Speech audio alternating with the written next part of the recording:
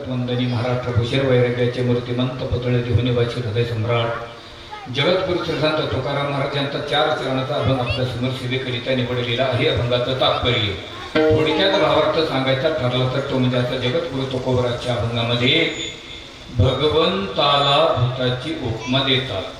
कारण स्वरूपाचं वर्णन करत असताना जर वेगळ्या पद्धतीने वर्णन केलं आणि या वस्तूची उपमा जर या वस्तूला द्यायची असली तर या वस्तूचा कोणता तरी गुण या वस्तूत असल्याशिवाय उपमा देता येत नाही. याचा अर्थ असा, देव आणि भूत दोघांच्या कुठेतरी फणाचं सौम्य असल्याशिवाय जगद्गुरु तुकोबरा देवाला भूत म्हणणारच नाही, हे मात्र निर्वातपणे सत्य आहे. विढाला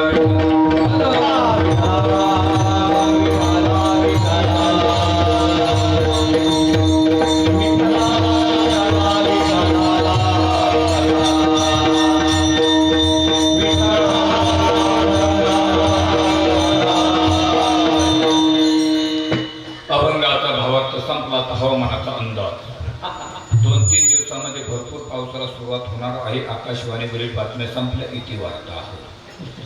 आपल्या मौजे धायतडकवाडी या गावामध्ये चालत असलेला जो अधिक मासाच्या निमित्ताने अखंड हरण सप्ताह, अखिल कोटी ब्रह्मांडाने भगवंताची कृपा सदुसंतांचा आशीर्वाद जमले, सर्व गुंजन मंडळीचे सहकार्य सेवेचा युग तुमचं सर्वांचं दर्शन, ज्यांच्यामुळे शिवप्राप्त पूर्ण गावकऱ्यांचं प्रेम, टाळकऱ्यांचं प्रेम, तळ्यातले खळ्यातले मेळ्यातले टाळकरी वारकरी माळकरी समस्त ग्रामस्थ भजनी मंडळी, गावकरी मंडळी, महिला मंडळी, पुरुष मंडळी, वयोवृद्ध मंडळी, तरुण मंडळी सर्वांच्याच प्रयत्नाने चालत असलेले नाम सप्ताह. या सप्ताहामध्ये स्वानंद सुखनिवासी ब्रह्मलीन ब्रह्मस्वरूप ब्रह्मीभूत भगवान बाबा, ब्रह्मीभूत पंडू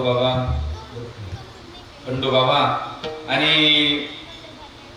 ब्रह्मलीन ब्रह्मस्वरूप आमचे नारायणजी महाराज आणि ब्रह्मीभूत वामन भाऊ महाराज यांच्या कृपाशीर्वादाने हा चालत असलेला नाम सप्ताह. आणि या सप्ताहाला ज्यांचं मार्गदर्शन लाभलेलं आहे, शांती ब्रह्म त्यांना उपमा दिलेली आहे. हरिनाथजी महाराज शास्त्री तारकेश्वरगड बाबांच्या मार्गदर्शनाने चालत असलेला नाम सप्ताह. या सप्ताहामध्ये गायक वादक मंडळी तुमचं सर्वांचं